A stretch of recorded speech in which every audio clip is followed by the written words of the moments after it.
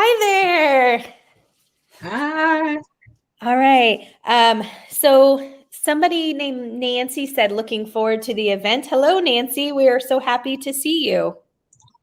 Yay. So as people come in, we'll chat with them. So Valerie, you have three different cozy series. Can you tell us a little bit about each of those? Sure. I have the one that most people are familiar with is probably my mystery bookshop series, and there are 6 books currently out in that series. The last book in that series was a tourist.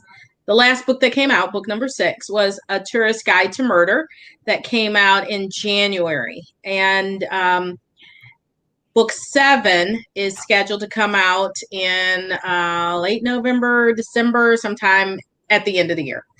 And so that series is the first series that I got published, and the first book was nominated for an Agatha Award for Best First Novel.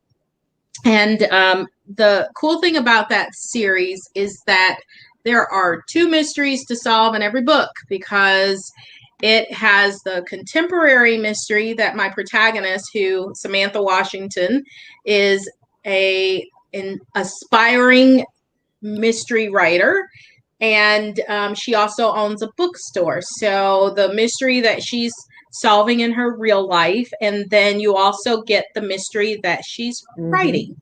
So that is a British historic cozy mystery. So that series is probably the one most people are familiar with. And then I also have my Dog Club mystery series. There are 5 books in that series. And that series, actually, the Mystery Bookshop series, takes place in the fictional town of North Harbor, Michigan, which is in the southwest corner of Michigan. The Dog Club series starts out in Indiana, and the protagonist, Lily Ecclesby, moves to Tennessee, East Tennessee, and she moves to Chattanooga so she can be closer to her friend Dixie. And as you can probably figure out from the title of the series, there are a lot of dogs. So Dixie is a dog trainer and judge, and Lily gets a dog, and so they get involved in solving quite a few mysteries. And then there is my R.J. Franklin series, which there are currently 3 books out in that series. Oh. And it is a culinary cozy series. And it is unique in that the main character is a detective. So RJ is a police officer, and he solves mysteries along with the help of his godmother, Mama B. Oh, I love it. Mama B likes to cook. She likes to feed people. And so RJ has the authority to solve crime and to investigate. Mama B likes to gossip, and people come and they tell her everything. And so with the combination of the two, then that's how she helps RJ solve mysteries. Oh my gosh. I'm going to have, I looked up, was looking up to see if Hoopla, but the third series, the other 2 series I've read books from, so I already know I like them. But the R.J. Franklin, the protagonist being a detective is unique, but also the protagonist being male is kind of unique. Yes, it is. Yeah. Usually cozy mysteries will have a female amateur sleuth solving crime. So I thought it would be, interesting to try and take it from a different perspective. And the combination of those two, I thought, would make a great team. Yes, absolutely. And I have a big soft spot. Everybody knows, like, anything like an older aunt, like you're talking about, like a Mama B, like it's like a buzzword for me, especially if there's like a group of like senior gossipy women. I don't know. I'm just so for it. I'm all for it. And yeah, oh gosh, it's just my thing. Before I ask you the next question I was going to ask, I wanted Jessica, hello. She says, hi. Hi. Lady Love said, hi. Sophia says, hello. Hi, Oh, Jessica Sophia. saying hello to Sophia. I'm good. How are you? Hi, Hello, Kay. Kay. Kay is my mother-in-law, so everybody be on their best behavior. I always have to warn when I know. Hi, Kay. That's not true. She's fabulous. Hello, Lee. Hi, Lee. Hi, Sophia. Hi, All right. Sophia. We got a lot of stuff. Or no, that's the same. It's the same. She's saying hi to everybody. Oh, I okay. really love the spin on her cozy. Yeah, that's really unique. Yeah. You don't hear that a whole lot. So you mentioned that North Harbor is a fictional town in Michigan. Did you have ties to Michigan? Is that why you put it there, or how? Yeah, actually, I do. So anyone familiar with southwest corner of Michigan is going to recognize that while North Harbor is not real, you can look on the map. There is no North Harbor. I did research to make sure there is no North Harbor, Michigan. But it is going to look a whole lot like Benton Harbor, Michigan. And South Harbor is very, very similar to St. Joseph, Michigan. So I didn't want to use their real names because I plan to kill a lot of people in that town. And I did not want to destroy tourism in Michigan and have that be my fault. So I made sure it was fictional. And I'm from South Bend, Indiana, which is right at the tip northwest corner of Indiana. So it's North Harbor, St. Joe, Benton Harbor. It's about 30 minutes from where I grew up. So I am. Oh, there we go. And I lived in North Harbor. I lived in Benton Harbor for several years for my job before I moved to Tennessee. Similar to Lily Ecclesby, who leaves Indiana and moves to Eastern Tennessee in Chattanooga. So it makes it it makes it a lot easier when you know these places, when they're real places and you have something to draw from. And I also, here's something that maybe a lot of people may not know, is that when I'm writing, I will create a Pinterest board for visuals to help, so that, when I'm 5-6 books down the road and I remember I described a church or a school or something, I get it right. I'm not, saying something totally different in book 6 than what I said in book 1. So I'll get a visual and I'll make those Pinterest boards. They're usually private while I'm writing, and then once I finish the book, I'll make them public. So somewhere out there are boards for every book that I've written, and you can see pictures of St. Joe and Benton Harbor. I also have pictures of St. Joe and Benton Harbor on my website. Interesting. That's kind of cool about the Pinterest boards. I'm gonna have to go and try to find those. that just sounds like fun. Well, when I was writing Wed, Red, and Dead, which was the 4th book in the Mystery Bookshop series, I scoured the internet looking for the most hideous wedding dresses and bridesmaid dresses that I could find, because Sam is a bridesmaid in her mom's wedding. And I found some very interesting pictures on Pinterest. That's funny. You should have asked your readers, because everybody thinks that any bridesmaid's dress they've ever had to wear is the ugliest thing that they've had to wear. So it'd be funny to, that's hilarious. Yeah, I found a lot of tartan plaid dresses, and it's very interesting that at some point these were probably considered, great. It's hard to wrap your mind around, like, ugh.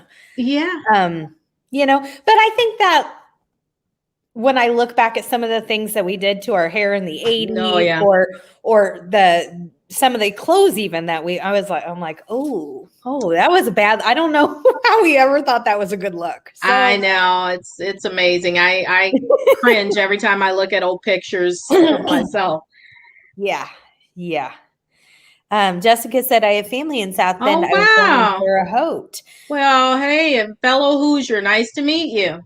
Yes, I grew up in Illinois, and my now I'm in Florida, obviously. And my grandmother, who I always talk about on here with Jessica and some of the other girls, lives in Florida too, but she was from Terre Haute. So I've been to Terre Haute many, many times. Yeah, I have been there as well, and I'm actually in South Bend right now, visiting my dad, and so it's a little chilly, but I'm adapting it. My sister can't. She's like, "You're from South Bend. I don't understand." Like, it doesn't take long to forget. I know. So we moved here in 2019, but we were planning on going home last year, but then of course COVID happened, so I haven't been home since we moved here. And my mother's like, "We'll come home in November." I'm like, "If anybody, you come see me in November. I live in Florida. I'm not going up north in November. I moved away from that for a reason." Yeah. And she's like, "Oh," and I'm like, "You really adjust very quickly." Because even here, when it gets like 50, which of course in Illinois is nothing, right? It's like you feel like you need to be under, it's time to turn the heat up. Yeah, exactly. Yeah, Jessica, she said that's really cool about the Pinterest board. I know I'm gonna have to try to find it. Thank you. Hello, Romance Queen. Hi, Romance Queen. It's nice to see you. And then Nancy said, I'm from Northwest Indiana region. It is one of many reasons I love to read the books. The familiarity of the scenes is fun. That's awesome. Thank you. That's awesome. So then where you're at in Tennessee, is that where the dog club takes place? Mm-hmm. Yes. Okay. And, it's interesting. When I moved to Tennessee, I did not think I would have any kind of difficulty with language or culture at all, because my parents were both from the South. My mom was originally from Alabama and my dad was from Western Tennessee. But I can tell you there are a lot of differences with East Tennessee and the mountains. I did not realize I had a fear of driving up mountains until I moved to Tennessee. And Lily, if you read the dog club, Lily has a problem driving up Lookout Mountain because I have a problem trying to drive up Lookout Mountain. I have not done it. I've lived in Tennessee since 2013, and I still cannot drive up Lookout Mountain. And at some point I'll need to tackle that fear, but I haven't done it yet. Yeah, I mean, you don't have to. Because I'm the same way. Like, even watching people drive on mountains, I mean, like, just those sharp, like, I'm like, no way. The people from there are so comfortable with it, and they just drive up at very fast speeds. And it's just, I didn't realize how flat Indiana was until I moved to a place with mountains. And when I've tried about 3 times to drive up Lookout Mountain, I make it about halfway and then I find a way to turn around. But, they have 1 lane each way. And then there's what I call the aluminum foil barrier that is not going to stop your car from rolling down that mountain.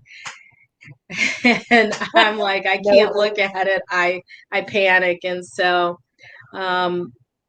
yeah, it's been an experience. And so I tend to share a lot of my personal experiences because I do have those connections with the locations in my books. So the R.J. Franklin series takes place in, I think I call it St. Joseph, Indiana, but it's South Bend. And a lot of people are like, is Jesus and Mary University, Notre Dame? Yep, it sure is.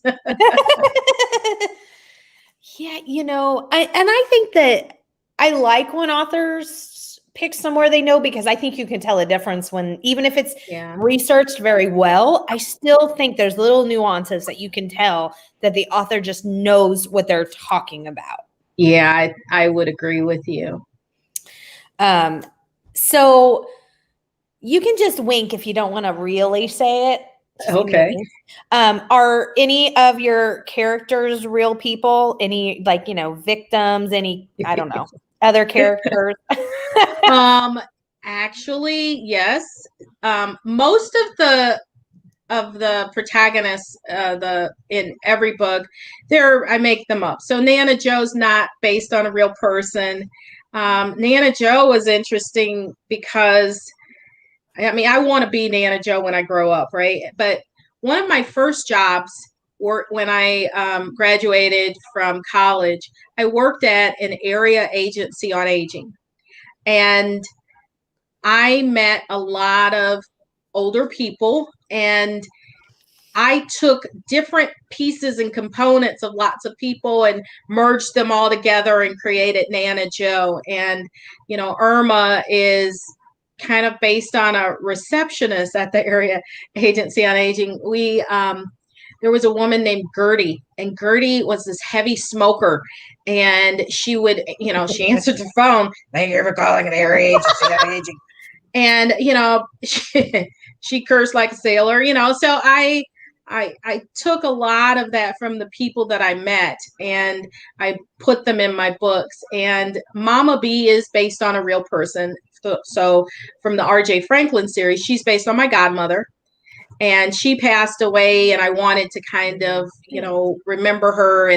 And so I did base a character on her, but everyone else is fictional, but there's a lot of me in each one of them. So Samantha Washington owns a mystery bookshop, and she writes cozy mysteries because that's my dream. One day I'd love to just own a bookshop filled with mysteries and write British historic cozies.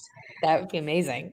And, Lily moves to the south into Chattanooga where it's warm, and is part of a dog club because I moved to the south where it's warm. And, so a lot of me in each one of my books. But if someone makes me mad, I kill them. So my victims tend to be because somebody made me mad. I will usually change the names to protect the innocent, but I use the initials. So my coworkers, I have a full-time job too, and my coworkers look now for the initials to see if they recognize anyone that. And I've got one coworker who is very much trying for a record. He pokes me deliberately because he wants to see if he can set a record for how many times I kill him. So that's hysterical and a great idea. It's great therapy. I don't end up in trouble. I can relieve all of my frustrations without hurting anybody. So yeah, I went to in a virtual event. Now it's been several months ago, but I can't remember who all was there. But Lucy Burdett was there, and gosh, I can't think. There was a couple other cozy mystery writers, and she was saying that a lot of cozy mystery authors, or just mystery authors in general, have long-standing marriages. And she's like, that's because when my husband makes me mad, I don't divorce him. I just kill him off. Goodness. That was really funny.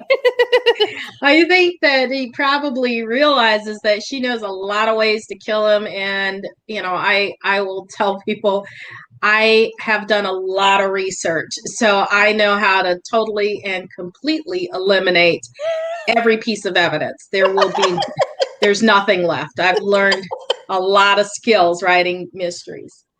I do usually ask that if the FBI or somebody were to want to search your computer, would they think you're a serial killer?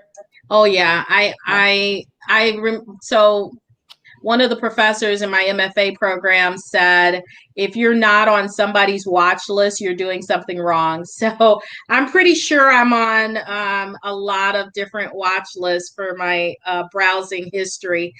And it's gotten kind of, I guess, people are watching or hacking into systems. So as I'm, texting or talking with friends, I'll often, we talk about murder, and I'll try and remember in my book, make sure they realize that I'm not just trying to kill anybody, in general.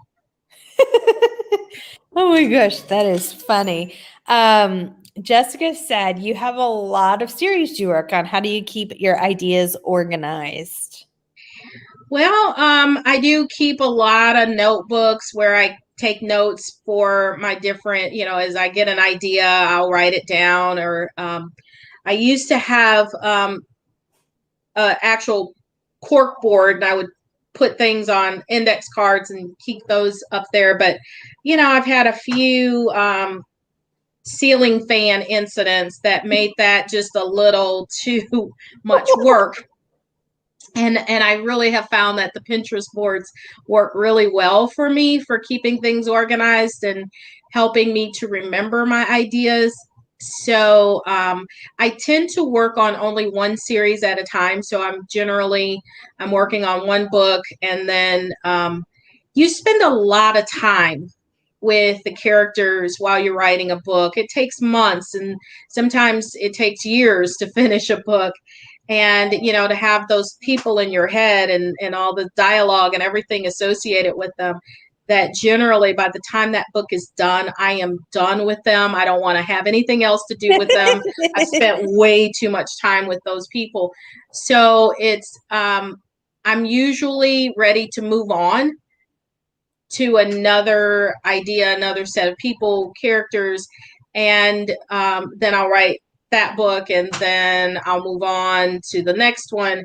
And usually by the time I'm finished with the second series, I'm ready to go back to those first people again. And I've forgotten how they were irritating, and they weren't behaving, and they weren't doing what I wanted them to do. They had a mind of their own, and they took the story in a totally and completely different direction. And I've forgiven them by now, and we're back being friends. That's really funny, because I like when authors say that, like, their characters kind of like go off on their own path and I just follow wherever they go. I think that's always interesting because and I think that I'm a very, very much a character driven reader. And so I like the mystery. I love the mystery too, but I really read the cozies for the setting and the character driven and what's going on in in North Harbor this time, and what book is Samantha. I and even the everyday details, what's going on in the town and who's up to what, and whose pig has gotten loose and is in the center of town, or whatever. Right. So I always like when people are like, characters just, go off on a whim. And I'm like, well, I guess I got to follow her. It's interesting. It can get you in trouble sometimes, but, it can also make it a lot more interesting and fun, because I end up writing myself into a corner, and I'm like, I wonder how I'm going to get out of this. So if you're reading the mystery bookshop and Sam starts typing something like, boy, I wonder how that's going to work out, that's usually me saying, I wonder how this is going to work out.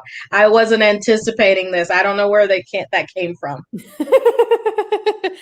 Nancy said, I really enjoy how Miss Burns weaves in the historical mystery in the story. Also, I love Nana Jo. She's a great character. I do too. Thank you. I enjoy Nana Jo, and when I grow up, I want to be just like her. I want to have her spunk and exactly. Just, she doesn't care. Those are my all-time favorite characters, are the spunky, sassy seniors. My grandmother is older than 80. If I told you how old she was, she might knock me, so I won't. But she always said, I'm 80. I don't have to censor myself any longer. and Yeah. you can tell. So Yeah. she's spunky. She just says what she wants and And goes about her day. imagine if we all had that kind of, courage. So I admire it. It could be a problem, you're right, but I just Oh, admire goodness. that she's willing to go out on a limb and do whatever she wants, say what she wants. She's earned that right. Yeah, And I think it makes life a lot more interesting. it surely does. It surely does. Mm-hmm. Hi, Storm. Storm Hello, says Storm. hello.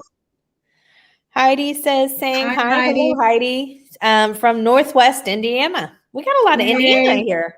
Yay. Kay said, I love the characters in the book, but I love the mystery of whodunit too. I'd love the mystery of the whodunit more if I could ever figure out the whodunit. I've said this before, but my strategy now, this is just ongoing forever now, is I suspect everybody. I don't care who you are until you can give me an alibi, you might have committed the crime, because otherwise that's the only way I can be right is if I suspect absolutely everybody. So speaking of that, do you read a lot of cozy mysteries? I do. I love cozies. Do you? I do. I mean, I don't know if you want to say certain authors, but is there any series that you really particularly enjoy? Oh yeah, I love let's see. I love the Emily Brightwell. She writes the Mrs. Jeffries, Inspector and Mrs. Jeffries series. I love Victoria Thompson's series with the midwife, the Gaslight series.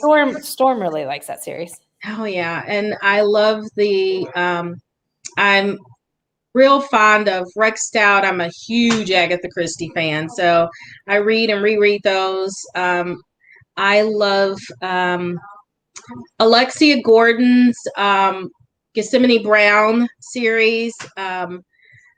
She's in Ireland. I like historic. I like historic. I'm not fond of every historic time period, though. So that's why when I started the mystery bookshop series, I didn't want a Victorian.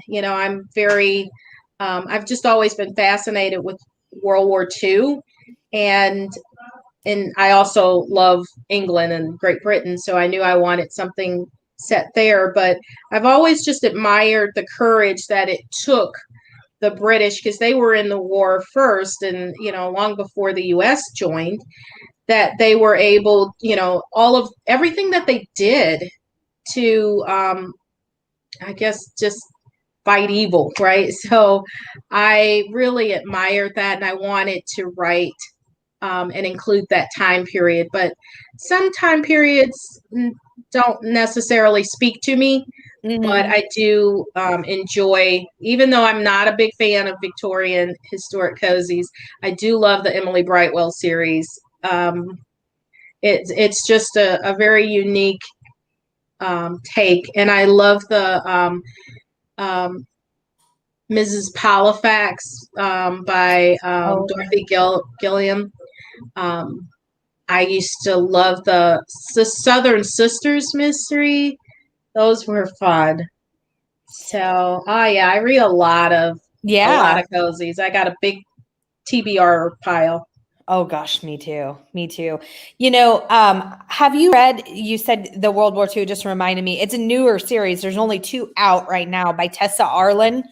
It's the Poppy Redfern series. I've seen it, but I have not started that series yet.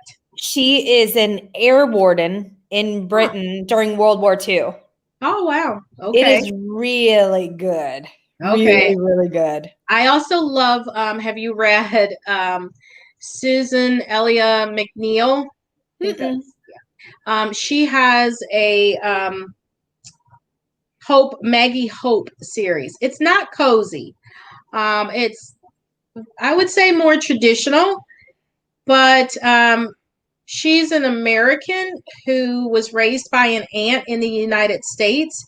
When her grandmother in England passes, she leaves her house and she goes to England to, settle the estate, and meets people and gets friends, and then the war starts, and she decides to stay, and she joins the she's at one book she's a secretary to Churchill, and another book she becomes a spy. And so it's just very well done, and truly interesting story. And I know that she does a lot of research, especially about the character joins SOE. And so she researches that a lot. So since you read so much mystery, is it hard to fool you? Or like, well, this is two-part question. One, is it hard to fool you in a book, or do you figure it out in a book? And two, can people watch television without you like being like, oh, I know what's gonna, like, especially mysteries? Because I feel like that's the way it would be. So I do think it's kind of hard to fool me. But that doesn't destroy my enjoyment of the book. Yeah. And so, and I don't want to destroy anyone else's enjoyment. So it's okay to watch Hallmark movies and mysteries with me. I'm not going to give anything away. Although my sister she will call on the commercials or text me, and, we'll both be guessing, who done it. And I was, I'm right. And she was like, man, you were right on that one. And I was like, yeah, I got that one. But, sometimes I get fooled. Yeah. But then I'm like, they didn't give me enough clues. I needed some more clues, and then I would have figured it out. Yeah, I need some more clues too, like just a like neon light. So if you, if you were murdered, okay, who would you want to solve your crime? What detective would you want on the case to ensure justice? I want Miss Marple. Miss Marple. The thing about Miss Marple, again, the elderly kind of character, is I feel like what you were saying about Mama B. Everybody's comfortable with talking to Mama B. Everybody's comfortable talking to Miss Marple, and they kind of just like spill it all out. They don't seem as threatening, I guess. Yeah, I mean, here's this little old lady sitting, somewhere knitting, and she couldn't be a force for justice. She's no one worries about her. But one of my favorite adaptations for film of the Miss Marple series is Nemesis. And in that she says, the person who asked her to find who killed someone, and it's a cold case, I guess is what we would refer to it today. She says, he knew I would be relentless, and I would not give up no matter what, even if it meant sending somebody to the gallows. And I think that, people from that time period, they had a sense of justice. There were things that, you just did the right thing. And, now it's more, I don't want to get involved. And back then it was very different. And, you had these nosy old ladies who knew everything, and they knew everyone. And she is the person who I think would be relentless as far as tracking down my killer and making sure that justice was served. Yeah, I agree. I always say that I would want Columbo. I just feel like the thing I liked about Columbo is, I mean, I do think he'd be relentless, but also I just feel like I liked he came across to everybody, and he meant to, as this like bumbling, not knowing what he was doing. Everybody like always like bragged about how they, oh gosh, the detective will never figure out it was me. And he always got him in the end. Yeah. I don't know. There was just something about that. But when I describe cozy mysteries to people who don't know what a cozy mystery is, I always use the Murder, She Wrote reference. I'm always like, okay, well, it's kind of, and Murder, She Wrote is a book series, actually. So, but I'm like, so it's kind of, think of Murder, She Wrote, and there you go. But when I think about Jessica Fletcher, I think, man, how is Cabot Cove? Like you said, you specifically chose a fictional place because you didn't want to ruin tourism or something. In Cabot Cove, I'm assuming, is a fictional place too. But man, how is that place? Think about their population and how many people, like their murder rate is like. Yeah, it is the highest murder rate in the world. I think I saw an article, someone had actually done the body count, and it's very high, which is why I think they started moving her to New York, and she's going to travel on a book tour and go to other places, because there's only so many people you can kill off in a small town. So you do run that risk when you are writing cozy mysteries. But I use the same reference. If I find someone who's not familiar with cozies, I always say, have you ever watched Murder, She Wrote? Because that is the quintessential cozy mystery with Jessica Fletcher, an amateur sleuth, stumbles across a body and basically just gets involved. Yeah, absolutely. And even down to, I feel like in most cozies, not every time, but in most cozies, there's this pivotal scene where the sleuth confronts the killer and kind of gets the explanation. And Jessica Fletcher kind of always did that. And the big reveal. Exactly. And I just feel like, although I love Angela Lansbury and I love the character Jessica Fletcher, if she walked in somewhere, I'm out. I'm leaving out of, just caution for, my life, because somebody's going down, I feel like.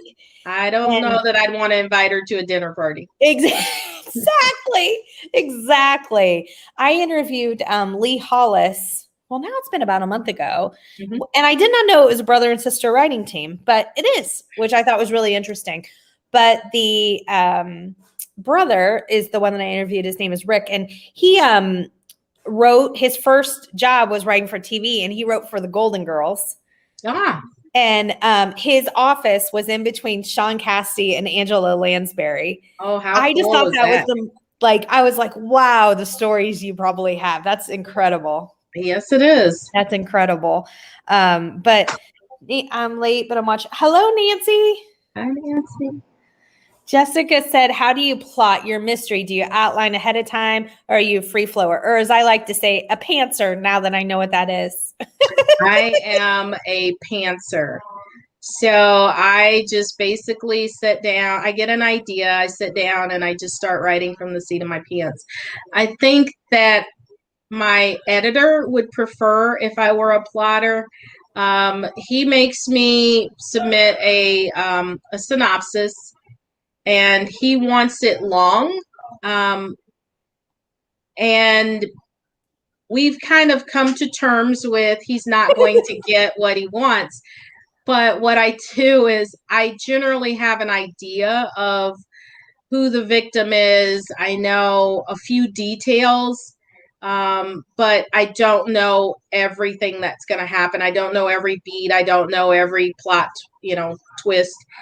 And so I write what I know, and then I fill in the rest of my synopsis with fluff so that he'll be okay. So he typically will get a little bit, okay, there was a dead body, and then he might get a page and a half of a description of a sunset or, and it was a beautiful day in North Harbor, and the waves were, crashing up against the shore.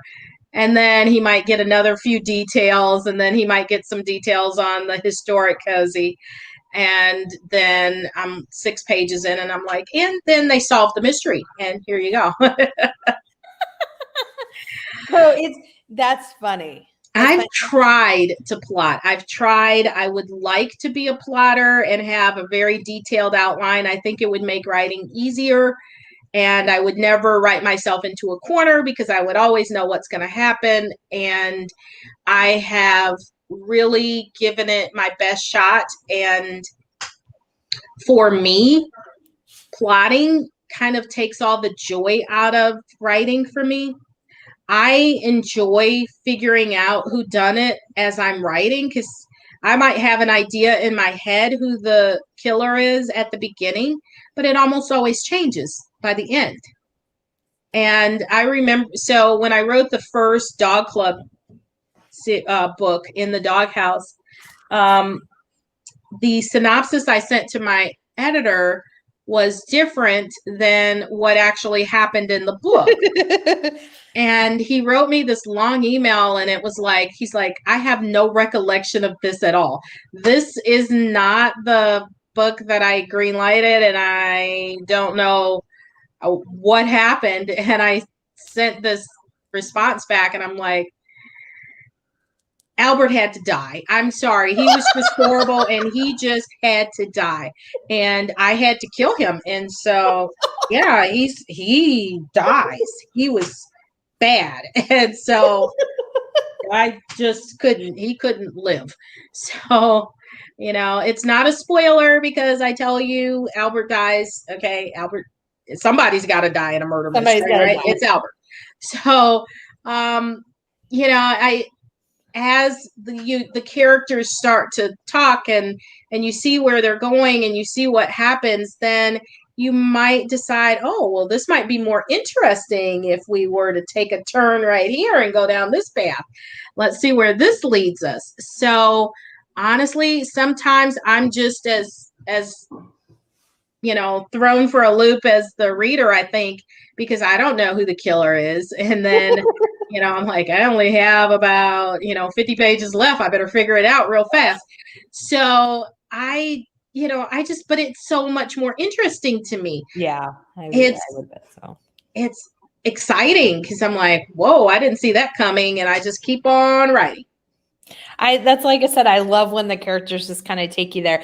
Now, I am good for the most part of figuring out who the victim's going to be, since I pride myself on that, since I never figure out who the actual killer is. As soon as somebody does anything that's mean, hostile, or people don't have, the best feelings about them, I'm like, oh, they're going to be poisoned. They're going down later.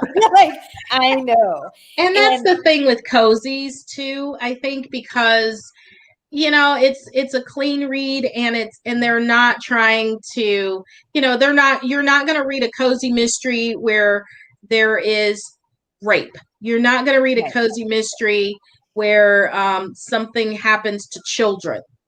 You're not going to kill a dog in a cozy. If you do, you're going to probably, I can't imagine an editor releasing a cozy mystery where an animal dies. Right. And so they're just, generally you're going to know this person's bad, because the beauty, for me, the beauty of the cozy is not so much the brutality of death or, you can't write about the blood and guts and gore or maggots or, decomposition of the body. You're not going to find that in a cozy. The protagonist, they stumble over a dead body. And then it's all about figuring out who done it. So you're looking for clues. It's a puzzle, and you're piecing that together. So you're not bogged down in the negative, of death. It's, yep, there's a dead body. Let's move on. So I appreciate that wholeheartedly too, because and I appreciate there's not a lot of police procedural and other things, but the gore and that's one of the things that attracts me, is that there's not all those other things that we talked about, that you mentioned. So you kind of fly by your pants with the writing and stuff like that. You outline the victim though, but you're just even riding by the seat of your pants for the killer. Yep. You said sometimes. Wow. See, now that would be, I think that would be fun as a writer, like you're saying, because you never know where it's going to even take you, which I think is really interesting. Yeah. I spend a lot of time on character, and you mentioned that, the thing that appeals to you. Yep. Is the characters. And I think that's true of most cozies, is that people like the characters. They like the relationship. So I spend a lot of time developing my characters. And so once you know somebody, you put them in a situation and you kind of know how they're going to respond in that situation. So I can just sort of go like, oh, okay, I want to do, I'm going to put Sam in England. She's going to take this murder tour of England. And so let's see. I know how Sam's going to act. I know what Nana Joe's going to do. I know Irma's going to be trying to pick up every guy she can between, North Harbor and Cornwall. So it makes it interesting when you put them in and you just let them go. Just let it flow, let the dialogue and the plot go where it will. And to me, it feels more organic and it just feels natural when I can do that. Yeah, I absolutely love that. There's a blog that's really popular, Drew's Musing. Mm-hmm. I don't know. Okay. Yes. And one of my favorite, one of my favorite bloggers ever. But one of the things that she does is, and you probably know, is the character interviews instead of interviewing the actor, where she interviews Sam. And I think that's so interesting because the way they answer sounds so spot on to what you would expect. Yeah. That it just is so much fun. I absolutely love it. So I know you said you had another job and you still work full time, you said. Did you always know you wanted to be a writer, or did that kind of just come about? No, I never knew I wanted to be a writer. I used to write really bad poetry when I was little, and I didn't. Growing up, I thought writers don't make money. I want to make money. I want to grow up and I want to be an engineer. Or I want to do something where, you're going to make a lot of money. But what I did do is I read a lot. I read a lot of mysteries. And one thing I do that I didn't realize everybody wasn't doing was if I read a book and I didn't like it, I'm like, well, they should have done this. It would have been better if they'd done this, this, and this. And I imagine out a whole new ending or all these scenes and the dialogue and everything. And the same with television. I watch a show and I'm like, well, they should have an episode where this happens. And I just would imagine out the whole thing. Or if there's a book that I really liked, like Pride and Prejudice, well, what happens next? So then I imagine out the sequel. So I was doing this my whole life, and I didn't realize that other people didn't think up whole new stories or plot twists or things. And I also, because I read a lot, I thought about, I wish there was a book where there was the protagonist was a hairdresser. I wish there was a book where the protagonist did this. I wish there was a book where this happened. And so after a while, I realized nobody's writing that book, and maybe I should. Exactly. So I did. Yeah, yeah, I think that's super interesting. And man, I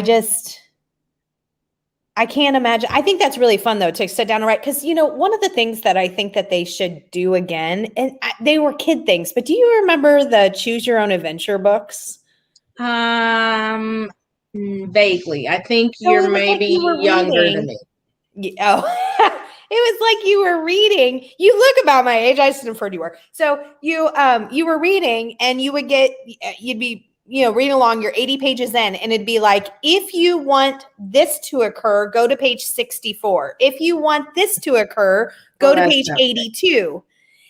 And so you could read the book. First of all, you could read the book with two different things, but you could also mix and match. You could go back and read essentially 2 or 3 different times, because it didn't just happen once. It would happen throughout the book.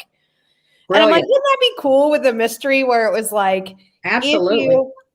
I don't know. And it just was so, and they were geared towards, I read them when I was grade school-ish, little older in grades, and middle school, maybe type of thing. But they were so much fun. I just think, wow, that's such a interesting concept where you can kind of choose what path you want to take, or, but I think that's so funny. You were just sitting down and writing. So somebody just asked, because I mentioned it, you said, you still work full time. Can you share how you make time to write? You know, I used to, when I first decided I wanted to write, I used to think, okay, I need to hit the lotto so I can afford to quit my job and then just write full time. And I realized that's not going to happen. I have a better chance of getting hit by lightning. So I realized there's only 24 hours in a day. Everybody gets the same 24 hours. So it's what you do with that 24 hours that really counts. So, and here's my feeling is if something's important, you make time for it. Yeah. So I'm not an early morning person. I have friends who will get up and write at 4 o'clock. That is not me. You don't want to talk to me before 8 o'clock. I'm not that person. If my alarm is supposed to go off at 6:30 and I wake up at 6:29, I'm ticked off. So I'm not that morning writer. I will go through, work my day, decompress after work, and then have a little dinner. And then at about 6, 7, I sit down and I start writing. And I set a goal of writing I try to write every night. Every day I write. And I set a weekly writing goal. And I just do that because I know me and I know my personality and I know what works for me. So if you're a writer, do what works for you. If you're that morning writer, or if you do better with a daily goal, then do that. But I try to write between 7,500 and 10,000 words a week. Wow. So if I write 1,000 words a day, that is 7,500. That's 7,000 words in a week. If I write between 1,000 and 1,500 words, and 1,000 words is not too hard for me. It's roughly about 4 or 5 pages. So you break it down into smaller chunks. If one day my brain is fried at the end of the day and I can't write my name, I don't even try. I just go and watch television and become a potato. But I know I can generally make it up on the weekend. So on the weekends, I might have longer periods, but if I didn't, I'm the type person that I would beat myself up if I didn't hit that goal every day. So if I look at it from a weekly perspective, it makes it easier for me to just sort of let one day go and know I can make it up later. Or if one day I'm in the zone and I'm writing and I get 5,000 words, I could take off a few days. Oh, wow. Yeah. But I generally don't. I try to get in the habit of doing it every day. It's a habit. Wow. So that's how I make time. I just, every evening, and I'll sit down and write about 1,000 to 1,500 words. And I just, in 3 months, you have a book done. That's incredible. Just that. I mean, I guess if you're writing that much, it makes sense that you'd have a book done. But just to think about, for someone who's not a writer, to think about you wrote an entire book in 3 months, I don't know. It's hard for me to wrap my mind around that. I'm like, oh my gosh, that seems so daunting. Now keep in mind. I'm like, it took me 2 weeks to write a 10-page paper in college. No, I mean. Keep in mind, that is a crappy first draft. So that's not production ready. It then takes even 3 rounds of revisions. And basically what I do is I shut off my editor while I'm writing. So I'm not going back trying to fix anything or wordsmith, because otherwise it'll take me 6 months. I will wordsmith a sentence to death. So I just have to get it all out and write everything down. If I know if the story takes a turn and the killer changes, I'll make little notes in the story to go back, or I'll highlight it and like remember to go back and add a clue to blah blah blah. And then I just keep writing. I don't go back and fix anything through the first draft. I just put it all out there. And that's what works for me. I have a friend who that would drive her insane. She's got to we did it in graduate school. We had an exercise, and the professor gave us 20 minutes to write. I had like a page and a half. She had 2 sentences. They were 2 good sentences, but she had 2 sentences. And I'm like, I can go back. You can always edit, but you can't edit a blank page. So I just get the words on the page, and I can always go back and fix them. Yeah, no, I think that's smart. I have to ask, somebody has a question, but I have to ask Lily, the character Lily in the Dog Club series. It's a poodle that she ends up getting, right? A poodle? Yes. Do you own an animal, and is it a poodle? Yes, I do. Do you? And yes, I do. Because that's what also Dixie owns too, right? So I just had to. Yeah, so poodles are, when I was little and my sister and I wanted a dog, my mom let us get a toy poodle. And the first poodle I had was Candy. And my mom she couldn't tolerate dog hair, and poodles don't shed. So that's why she let us get a poodle. And since then, I've just been in love with the breed. So right now I have Kensington, who I named after my publisher, and I call her Kinsey. And I have Chloe, is the puppy that I got at the start of the pandemic last year. So those are the 2 dogs that I live with now. But if you look at the covers of my mystery bookshop series, those 2 dogs are my dogs. Those were, they've both passed now, but that was Coco and Cash. So on the cover of the first book, The Plot is Murder, there's a dog in a chair. That would be Coco. She's Snickers in the series. And then the other dog that's trying to eat the scone off of the table, that's Cash, and he's Oreo in the series. So my dogs are in all of my books. Dixie had standard poodles, and my sister had a standard poodle named China. So Dixie's dog, one of her dogs, is China, and she's based on my sister's standard poodle, China. Interesting. Yeah, I figured you did. I had to ask. Jessica wants to know, any tips for breaking into the industry? Perseverance. Keep writing. Don't give up. I think one of the things that I think that's why I'm a published author now, is that I didn't give up. I think a lot of times people get rejections and they give up, and then life happens and they stop writing. And so I remember reading a lot of articles about big writers like Stephen King and J.K. Rowling and Agatha Christie, writers who have been rejected.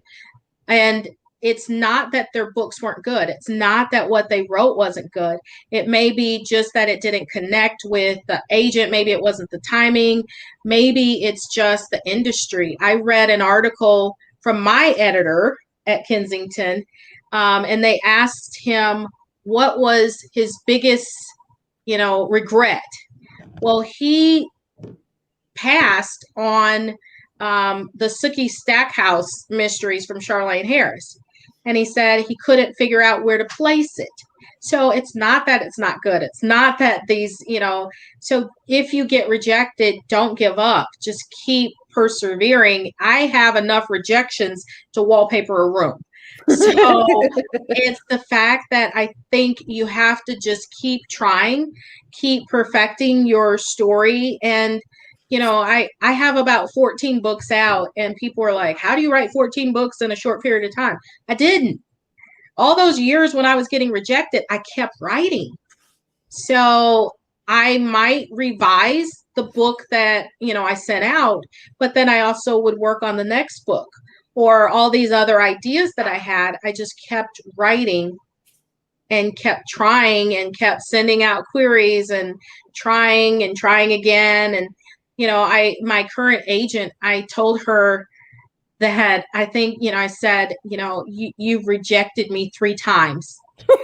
And I had pretty much given up on trying. And she said, I don't remember any of that. She has no recollection of ever rejecting me. And she may not have. I mean, it could have been an intern in her office, or, maybe she was busy and she, or maybe she read it and didn't like it. I don't know. Her story now is she doesn't remember. That's funny. You made me think of something earlier. It's kind of off topic, but I just have to ask, since you're an Agatha Christie fan, have you read the Agatha Christie or the newer book that's out that's supposed to be about what happened during the 11 days that she went missing? What is that called? Something Miss Christie. Oh, yeah. I have not read that book, but I am familiar with the incident where she disappears for 11 days, and all the country is looking for her. Yeah. So the book is supposedly like what occurred during those 11 days. Of course, it's at Liberty, because she never even ever admitted to what kind of. I've heard mixed reviews about it, so I just wondered, because I also am really looking forward to it. But then I heard some people, again, and everybody likes something different. Just because they didn't like it doesn't mean I won't, of course. Right. But yeah, so I just wondered, because I think it sounds really interesting. I think that's an interesting concept for people to have kind of almost guessed, because like I said, she's, even during like interviews, she never once like kind of talked about what happened during that time period. She did not. She never gave it up. But, she did. She actually was so prolific. She wrote under different pseudonyms. And she wrote like romance too. And so I don't know if I knew that. Yeah. Mary Westmacott was one of her pen names. And she wrote a story where a similar incident happens to a character in this book. And the Vanishing Something, I think, is the title. I've tried reading her non-crime fiction books, and they weren't my cup of tea, I'll tell you. There's been a lot of speculation on whether this is, if she's saying this is what happened. I don't know. I've never read anything where she says that she's revealing it or this is really what happens. Yeah. But I think people have found that that's probably the closest to getting to what really happened. Interesting. Yeah, I didn't even know that. Now that makes me want to read that other one too, because I don't know. I just think that sounds so, interesting.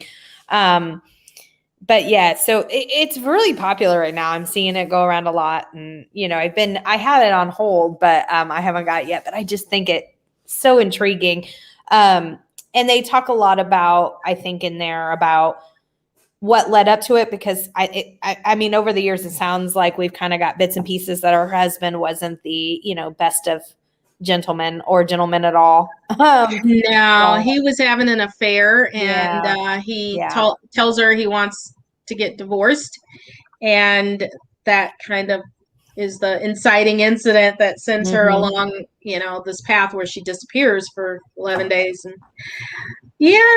And he wasn't the best. Yeah. So Hallmark's turning everything into cozy mystery TV shows or movies. Mm-hmm.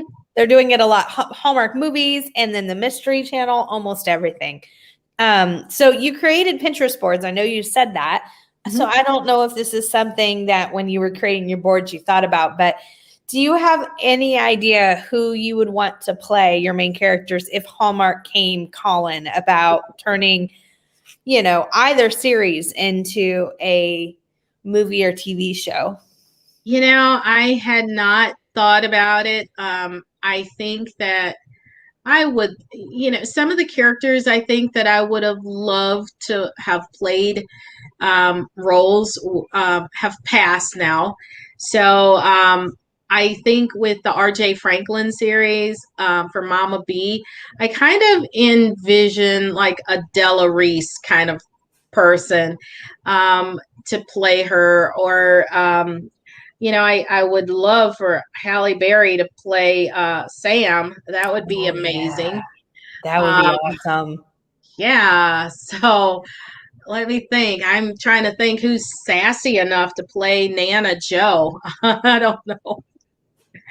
Part of my thing is, unless it's mentioned repetitively, sometimes I forget their age. Like I kind of know the general basis, but and then I don't know like actors and actresses sometimes what their age is, because I'm really bad with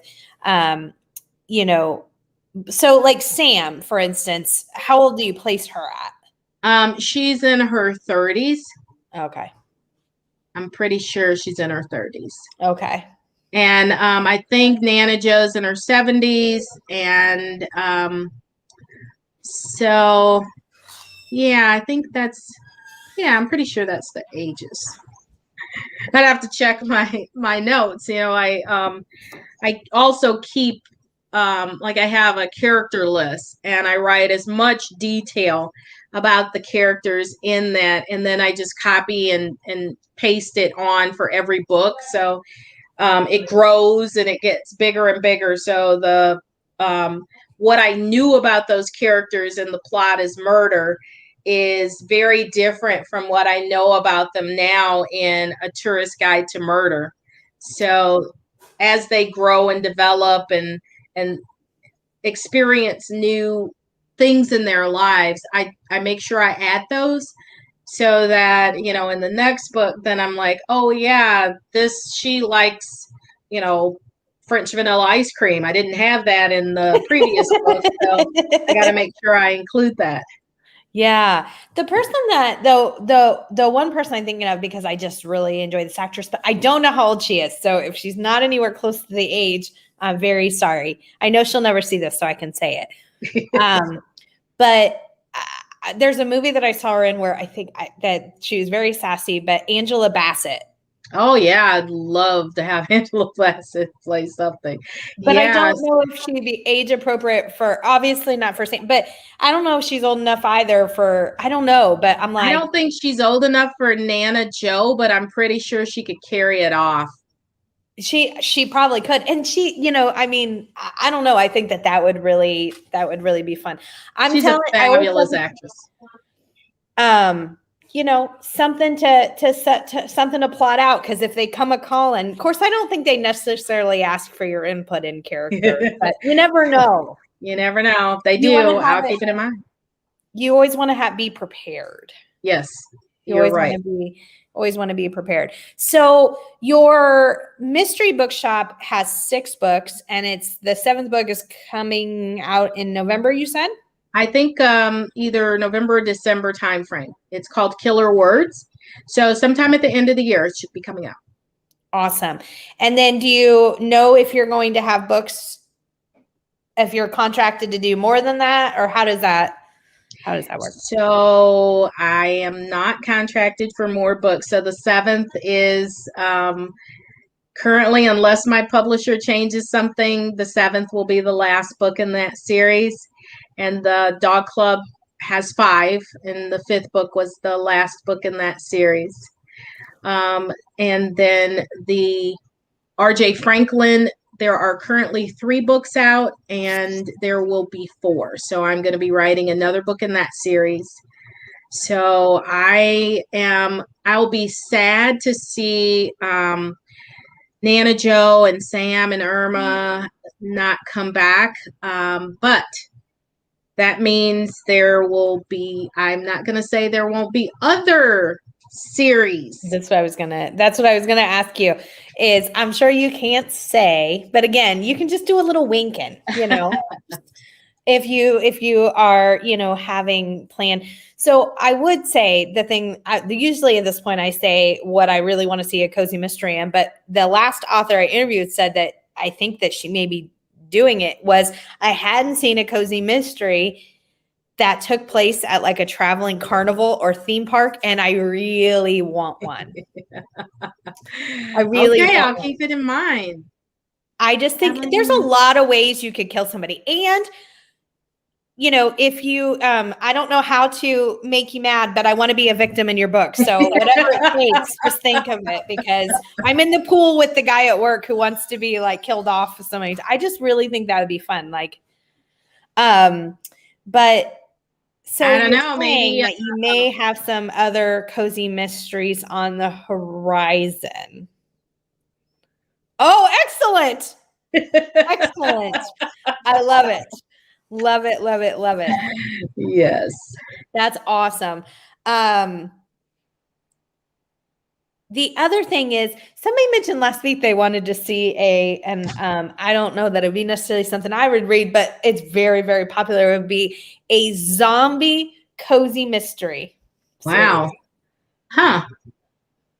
Okay. Well, you know, there's vampires and there's I mean, so I'm not saying it couldn't happen. I'm just thinking, it's a little, it stretches the imagination a bit. The undead cozy. Okay. the undead cozy. Yes, absolutely. Absolutely. So, man, I really enjoyed chatting with you. Do you, I'm just going to put it out there. If you ever want to come back closer to when your next book comes out in November or December, I would love to have you come back right before that releases, if you would want thank to. you. Sure. It was so much fun. It was fun chatting with you too.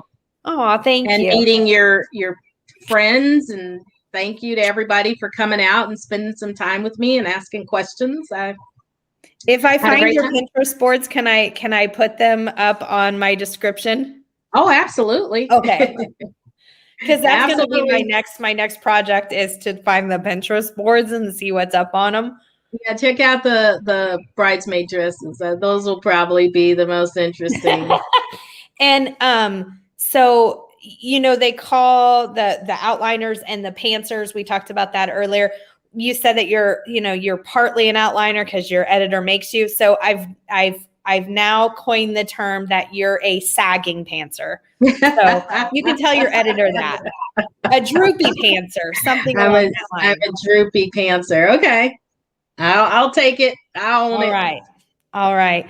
Well, Valerie, thank you again. And thank you everybody for being here. And I will email you about, like I said, maybe coming back before the next book. I'd love for you to come on and promote your book before it comes out. Absolutely. All right. Well, it was so good to see you. Take care. Have a safe trip back to Tennessee. Thank you. And thank you, everybody. I had fun. Bye, everyone. Bye. Thank you.